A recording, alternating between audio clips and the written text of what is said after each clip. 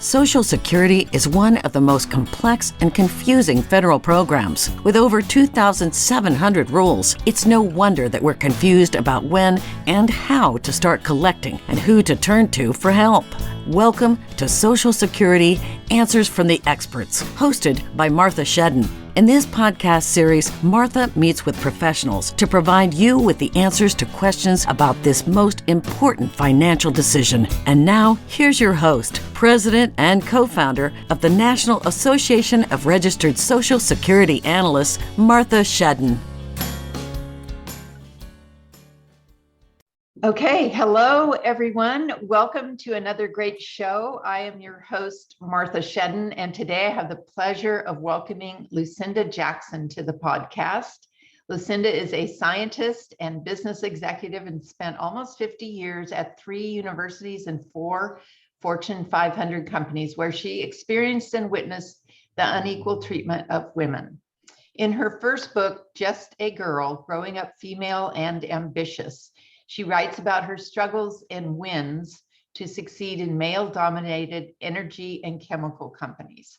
After moving on from academia and corporate America, Lucinda writes about the tough transition from career to retirement in her latest book, Project Escape: Lessons for an Unscripted Life, an exploration of freedom and purpose after leaving a structured, full-on career. Lucinda, thank you so much for joining me today.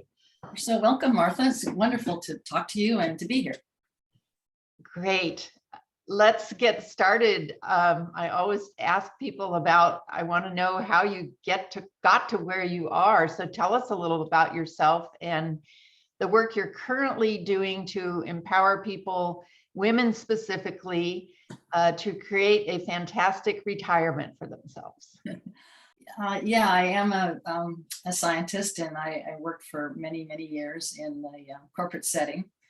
And I did experience, what it was like to be the only and to be discriminated against and, not feel included. So when I left that, I had a big desire to talk more about that. It's not something you, especially in the earlier years prior Me Too movement, you didn't really talk about a lot of that kind of stuff. And so it was very liberating for me to talk about it. And I wrote my first book, Just a Girl, Growing Up Female and Ambitious, and found that resonated with a lot of women, especially in male-dominated industries. And so after that was something I did when I left the corporate world. And like you, I've sort of discovered I have discovered a second career in writing. And now with my second book, I really started looking at this whole cadre of women who are retiring right now. And we're really the first wave of women that have had really, full-on careers. Prior to that, a lot of women had, like our mothers, maybe had part-time jobs or stayed home, but we're had all these experiences.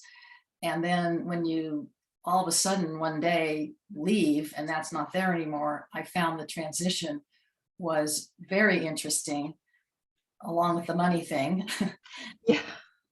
And that's what I'm writing and talking about now is how to have a remarkable retirement and how to get through that transition without tons and tons of money. Great. Well, this interview is going to be really helpful to our listeners. And it's so nice for me to be talking about more of the human aspects of planning for retirement. So what have you found is important for enjoying retirement that's not necessarily related to money? Well, it always is related to money, but what have you found? Right. Well, one thing I realize is that so many people, especially women, don't have that much money in retirement. And a lot of it's what they have is Social Security.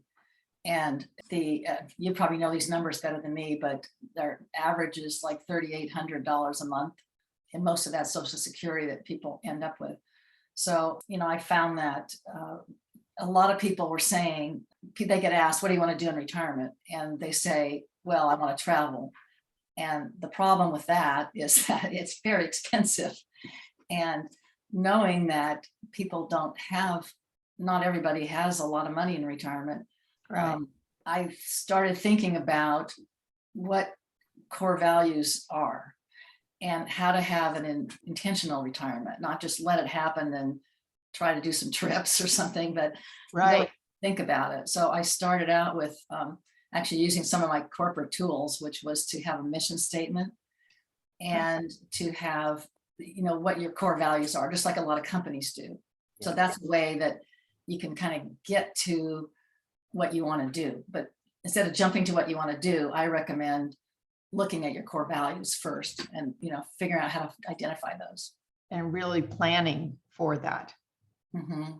Yes. And planning it, not just financially, but planning it inside and kind of digging deep about what you really care about. Right. What you want to have in your life.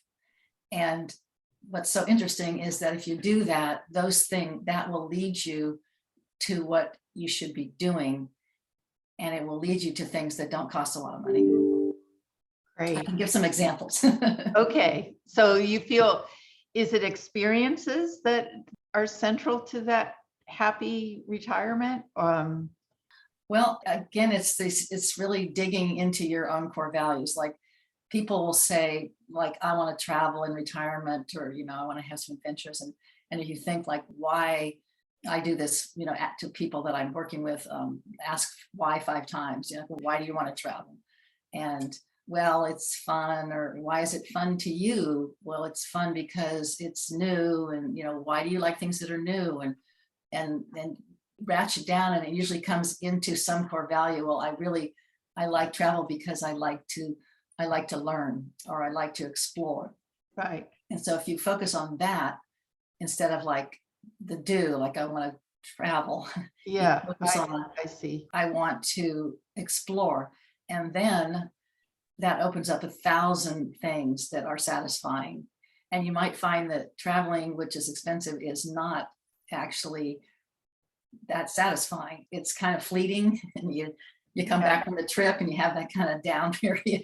Yeah. But if you look at exploring as your core value, you say, what could I do?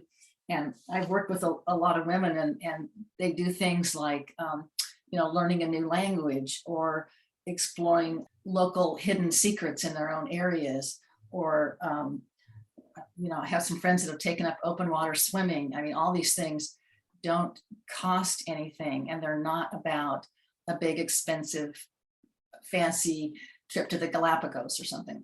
Right. And the more you look at your core values, they really aren't satisfied by big things that are expensive. They're satisfied by pretty small things. Mm-hmm. And I found that very, just a great guide. And I use that. I use my core values. I have 5 of them. I recommend people have 4 to 5 of them. And I have them, use those as your criteria for what you're going to do in your retirement. So is this related to Project Escape? Yes. Okay. I was going to say, is it 5 phases or 5 values, or what? Tell us about that. Okay. Project Escape is my story of how this all worked for me. And I did pick a mission statement, which for me was create a remarkable retirement, or I call it the next act, because I don't like the word retirement, because it means recede, go to bed. It doesn't have a really good connotation sometimes. Yeah. Exactly. So I call it, my mission statement was to have a remarkable next act. Then I looked at, there's a 5-phase process in project management. And the first one is to create vision. And the second phase is to look, and I talk about this in the book, and this is what I did. I then created my criteria. Like, what are your criteria? What are the opportunities? And my criteria were my core values. And that's what I really worked on, was my 4 or 5 core values. And then in project management, the third phase is to it's the second and third phase is to look at alternatives. So I looked at all kinds of alternatives that would satisfy those core values. But you see, the beauty of it is doing, and just like in a capital project, you do a lot of work up front before you actually build the building or the water treatment plant or whatever. Yes. So you do all this planning up front, and it's very, it's not easy. It's the biggest part of it. And then you go into the do stage, which in project management, stage 3 is develop the preferred alternative. You look at all your alternatives, you develop the preferred one, and then stage 4 is when you actually implement.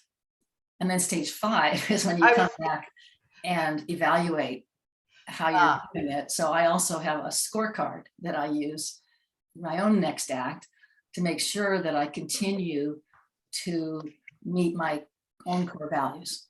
Because you can get off base, you can get off, start doing things and then you feel like, I'm not that satisfied. Why is that? And I go back and go, oh, that's because I'm not paying attention to my core values again. I just got kind of lost. Yeah. Lost. Well, it keeps you focused, and it's worked for me for about 4 years now. I've kept the same. I messed around with my core values a bunch in the beginning because I thought I had them and they weren't right. And I did stuff, and which is what the story is in Project Escape. What I did was I thought I figured out my core values, and joining the Peace Corps at age 66 was what I thought was the solution to meet all my core values. And so I talked my husband into going into the Peace Corps reluctantly. He didn't really want to do it. And we went to Palau, an island nation in Micronesia.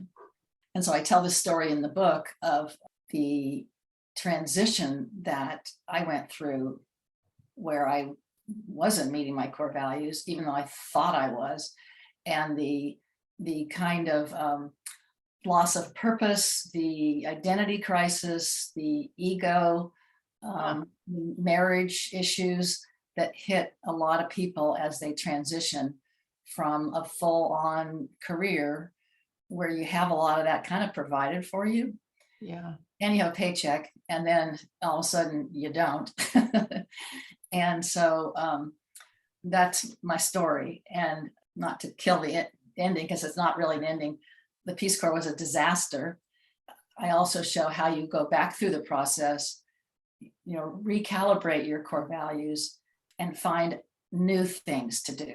And that's, to me, the secret of retirement, that continuous improvement and continuously looking back and have a good vision and sticking to, moderating it and then sticking to it. Yeah, I can tell, I can hear your scientific mind there, and I'm totally relating to my engineering projects. Yes, I'm sure you are. And so I mean, but it's kind of a revelation that's what we should be doing. I just think of it as planning to do the things I love, but it is the core values. For me, I like to share travel experiences with friends and family. And so that doesn't necessarily have to be expensive, I guess, but really you have a very interesting take on it. You often speak too about turning one's interests into a business. Mm-hmm. What are your suggestions to others on this topic? Is that why you got into writing? No, the writing just happened. I think I had a lot of pent up frustration from my many years in the corporate world without being really feeling like I fit in or like I really got to express myself. So I just started writing. Okay. But then since I've been in business for decades, I realized you can turn your interests into a business. And it has a lot of tax advantages. And it's, instead of just making it like, oh, I'm just going to write books and just kind of hang out, if I made it into a business along with my consulting that I do. I still do environmental consulting, scientific consulting. Oh, you do? Okay.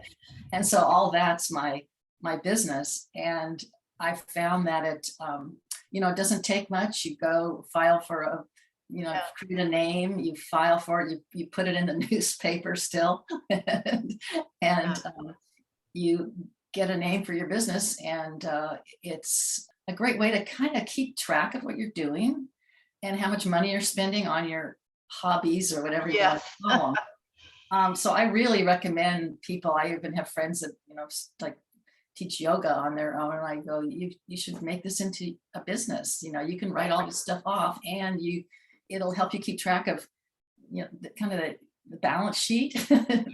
Yeah. Well, I couldn't agree with you more. And when I first was introduced to Social Security, I was following an online gentleman named Brendan Burchard. I don't know if you've heard of him. I went to his High Performance Academy and Experts Academy, and it was all about that, turning your interests into a business. And that's what gave me the confidence to just make a card that said I was a Social Security analyst and start Shedden Social Security and retirement planning and just offer my services. And then I've recently found we do a lot of presentations on self-employment and Social Security and tax issues. And the largest group of self-employed people are 65 and older. By far, the chart, it's like 15.5%. The next largest is the 50s to the mid 60s. Interesting. So I completely agree with what you're saying. There's all kinds of opportunities if we just have the strength and the courage to move forward on those, to turn those into businesses. Yeah, Martha. And I think for people that have had careers, which is the market I'm kind of looking at, people that have had careers, you don't want to just stop doing it and do nothing. And so having a business lets you continue to use all those skills that you had. Right. And it's not difficult. It's very gratifying, and you can do it in baby steps. Like you said, you just make up a name and you make up a name. You're in business. You can order a card on Vistaprint. Yes, I remember when I made my first business cards too. It was very exciting. Yeah.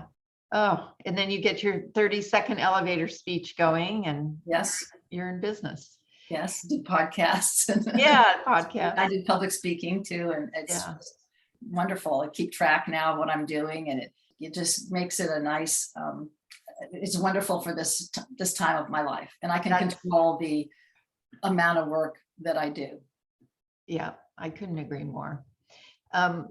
Do you have any thoughts on Social Security, specifically on claiming decisions, or does your advice play into that with the people you talk to? Yeah, I mean, most people, I always make it clear I'm not a financial advisor when I talk with people. I'm more of the personal, emotional advisor part of retirement. But I certainly experienced that myself. With that first time I didn't have a paycheck, I was panicky. And then you're supposed to start using your savings, which you've saved, when you've saved all your life, you don't think about the time you ever have to actually start using those savings. And so that first time I had to take money out, knowing there was no more money coming in, it was a very big emotional adjustment for me. And I did look into Social Security and found out that the longer that you let it, you don't take it, the more you're going to get. And I looked at the tables and saw that if I could get by without taking it until I was 70, it would be an advantage. And I did that. So my advice to people about Social Security is to, well, first, keep working, because you're requiring it. Like, don't quit early. If you can do it, keep working and getting that Social Security up, and then seeing if you can delay it as long as you can in order to, and if you have a partner, spouse, to the person who has made less money, take their Social Security first. Right. And then yours next. So there's tricks to it. And maybe you can explain this, but there was one thing that happened to me that I delayed it. And then when I decided to take it, they told me that I had some kind of a lump sum that was supposed to that could come to me. And they sent me a check for, Were you married at the time? yes. If you were born in 1953 or before, I was. then you were able to file a restricted application. And so if your husband was collecting retirement benefits, you were eligible to collect that lower spousal benefit, which is probably lower than your own retirement benefit. And you could have done that as early as your full retirement age of 66. And that rule is being phased out. Actually, the people that can still use it are 69 this year, so it's the last year. But that was legislation passed in 2015, and it had that birth date of 53 or earlier limiting it. And so that allowed couples to collect this spousal benefit in the interim, where the second spouse's own retirement benefit was still growing till 70. And so that's probably what you got, a 6-month retroactive payment for that. Oh, and I'm glad to hear they gave that to you. Was a big surprise. Yeah, and that's why I'm so passionate about this topic, because there's these just little hidden rules, and that was a big change when that legislation happened. And the restricted application benefited a lot of couples. There was another one that was phased out just in those first 4 months of 2016. But yeah, to your point that we all need to know as much as we can about our finances, and Social Security is a huge part of that. So knowing that, it's not fun to be poor in retirement.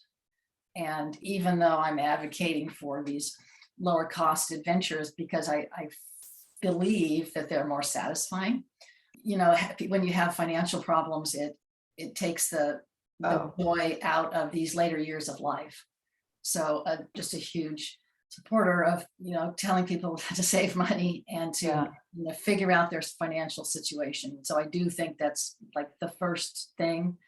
And once you get that then you can move on to what I'm talking about, which is, how to really find the most satisfaction. And sort of serendipitously, the most satisfying things, as we know, don't really cost a lot of money. That's true. I think, and I feel for women, maybe especially those of us that have had careers, that you mentioned it, that time when you have to start using that money you've saved is terrifying.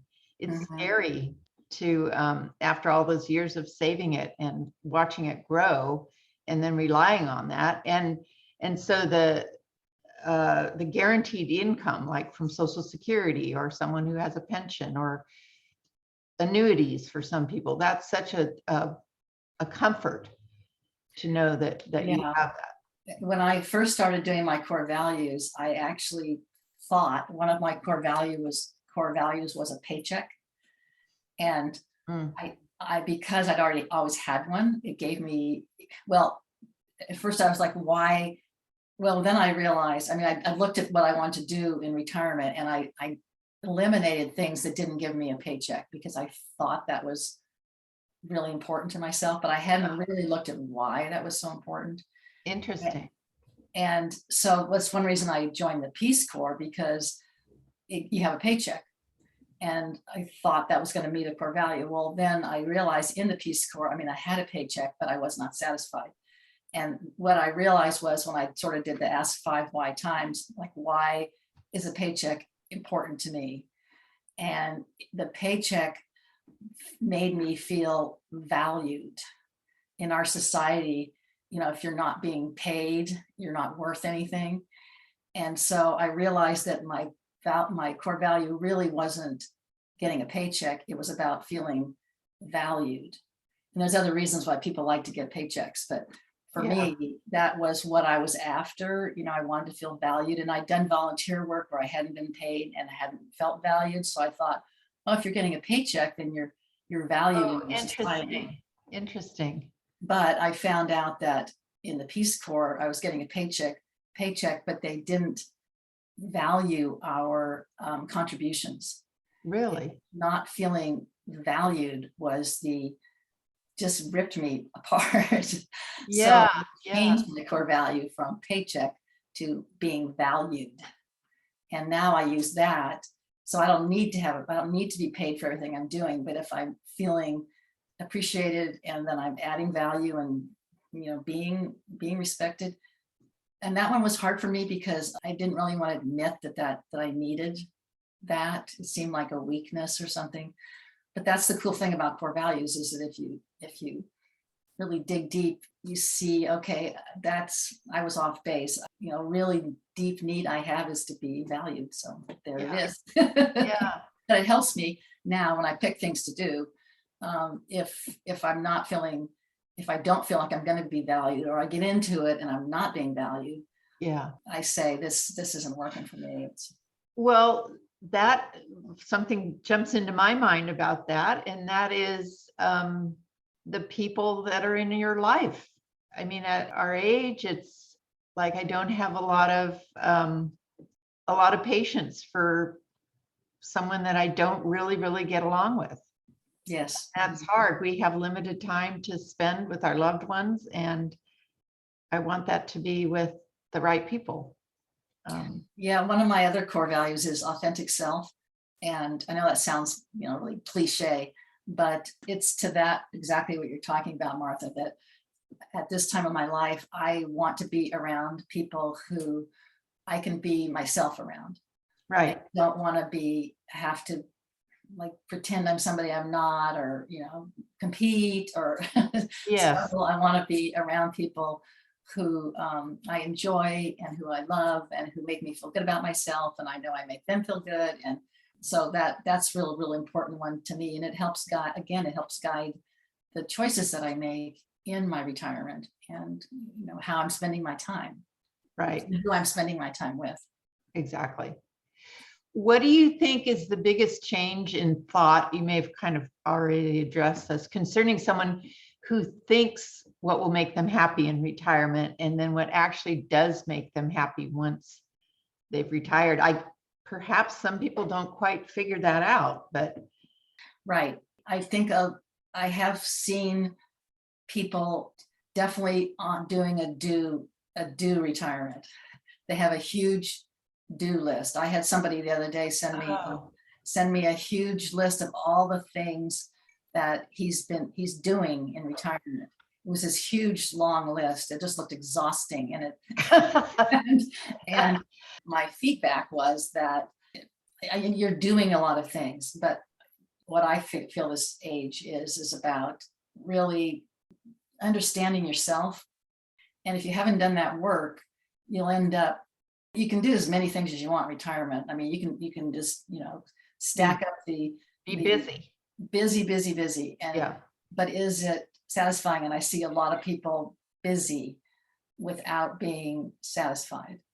And that's the difference. That's my approach is different in that, I just guide people to do that upfront work, which, like I said, sometimes can be painful when you don't really want to admit what's really important to you. And this comes down to pretty basic stuff, and Yeah. so that's the problems I see with people in this stage of life. I can relate to that, because I don't know, I guess I've always been a hard worker. I like to accomplish things. Yeah. And so that busyness, I can relate to that. And you need to step back and say, well, am I really enjoying this, or why am I doing it? Yeah. And I see people, come up with big things like they want to study Buddhism in Thailand. Oh my goodness. Something like that. But when you really start talking to them, like, well, why do you want to do that? And what is it that sounds very cool, but not everybody can do that. And that sounds a little hard to pull off. So Yeah. if you go down, it really might be spirituality that you're after. And there's lots of ways to satisfy that, whether it's, I have friends that have taken up meditation, other friends I have one friend who actually went back and got a degree she's a minister now. Oh, interesting. And loving it. There's all kinds of things you can do. And so I have another funny one that one of my friends, her goal in retirement was to find a partner. And so she started out on this, journey to find a partner. And then we started talking, like, why do you want to find a partner? And she said, well, because this and this, and that kind of came down to that she wanted companionship and love. So companionship and love are good core values. Finding a partner isn't really a core value.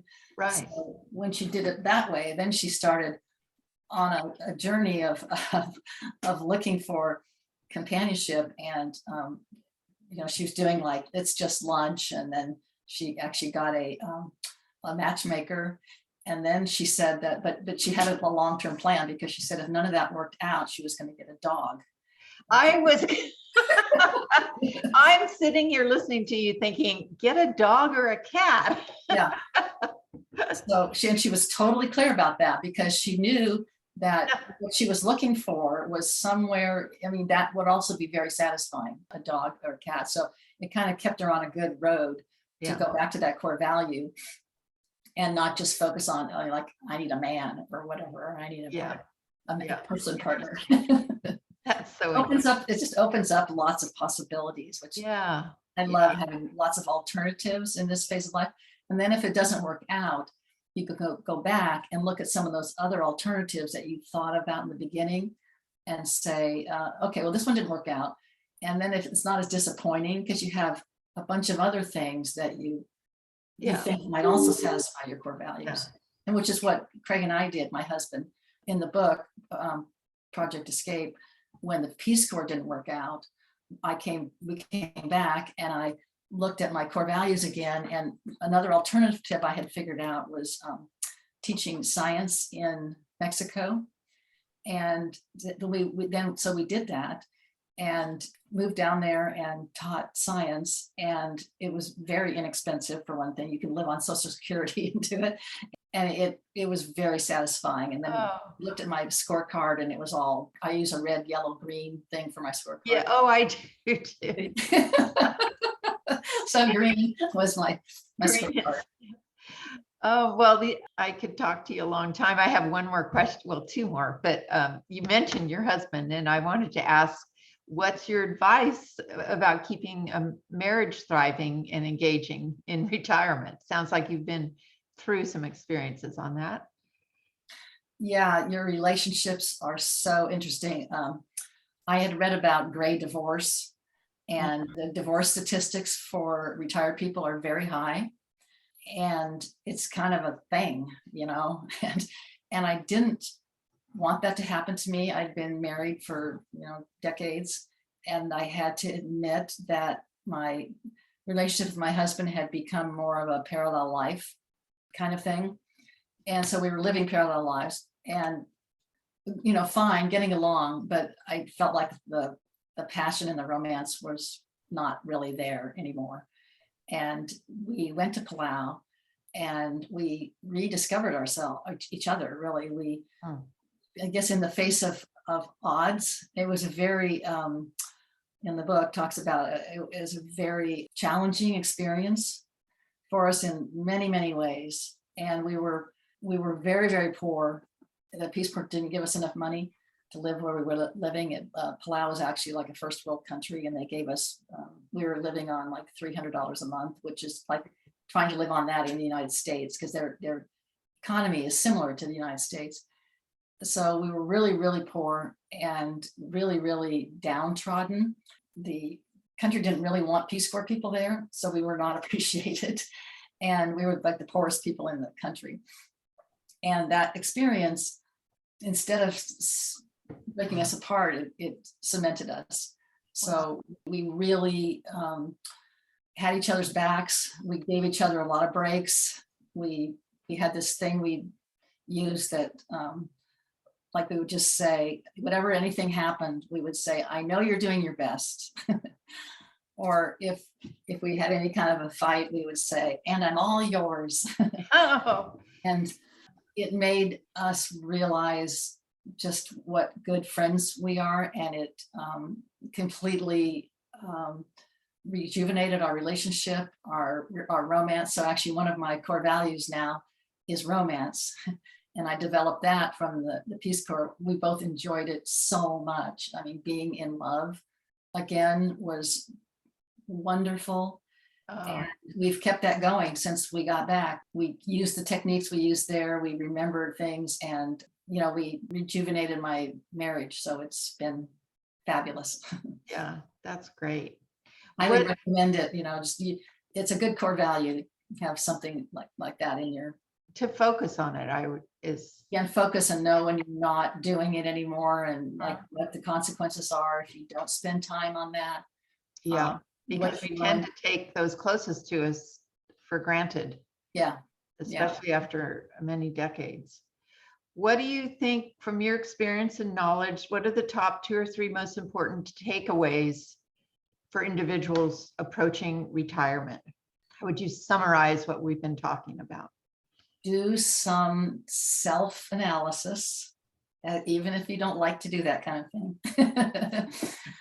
People don't like to look at themselves, but highly recommend doing that and figuring out what really matters to you.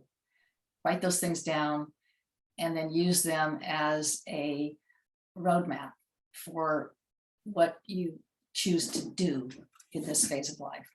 Wonderful. And take some risks. That's my second piece of advice. Take some risks, have a great time. I found this to be the most fun time of my entire life, which I did not think it was going to be. I always wondered how could people even stand to get old? And I'm finding that it's just so fun. So that's my take some risks and enjoy it. Wonderful. Well, it's been so great to talk to you. Where can people go to learn more about you and your work? I have a website, lucindajackson.com. And my books are both on there. And also the people want me to come speak or be on radio or podcasts. I do all that and really enjoy doing that. And my books are available everywhere, libraries, and I'm a big library fan. And they're in all bookstores across the country, and of course, Amazon and the usual online stuff. Great. Well, thank you so much. That's it for today. Thank you for listening to our podcast. Please join us every Wednesday when new episodes are released, as our expert guests share a wide variety of knowledge on all topics related to retirement. See you next week. Thanks, Martha. Bye. Thank you.